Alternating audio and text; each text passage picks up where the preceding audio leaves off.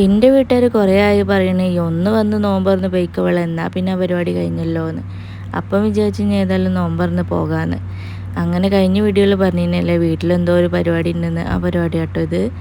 അങ്ങനെ നേരെ വന്നതും ഞാൻ ഡ്രസ്സൊക്കെ മാറ്റി കിച്ചണിലേക്കാണ്ട് കയറിയിട്ടോ.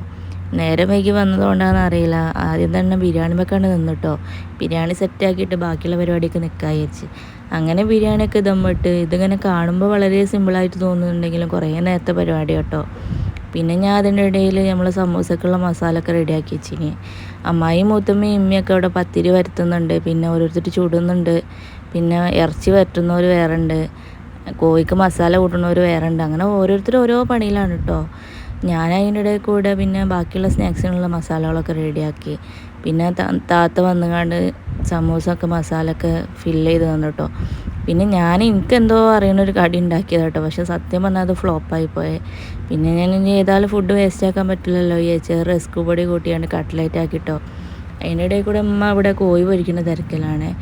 പിന്നെ താത്തണ്ട് സമൂസൊക്കെ പൊരിച്ചെന്ന്. അങ്ങനെ ഞങ്ങൾ നേരെ ബാങ്ക് കൊടുക്കാൻ വേണ്ടി റെഡിയായി നിൽക്കുമ്പോൾ ഞങ്ങൾ ടേബിൾ മേലൊക്കെ റെഡിയാക്കിട്ടോ. ഫ്രൂട്ട്സും പൊരികളൊക്കെ റെഡിയാക്കി നല്ല സെറ്റാക്കി. അങ്ങനെ ബാങ്ക് കൊടുത്ത് എല്ലാവരും നോമ്പ് തുറക്കുക കേട്ടോ. പെണ്ണുങ്ങൾ അവിടെ നിന്നുകൊണ്ട് നോമ്പ് തുറക്കുന്നുണ്ട്. എനിക്ക് സത്യം പറഞ്ഞാൽ എല്ലാ വീഡിയോസും എടുക്കാൻ കഴിഞ്ഞിട്ടില്ല കേട്ടോ, ഓരോ പണീൻ്റെ ഇടയിലായതുകൊണ്ട്. അപ്പോൾ ഇത്രേ ഉള്ളൂ. Bye bye.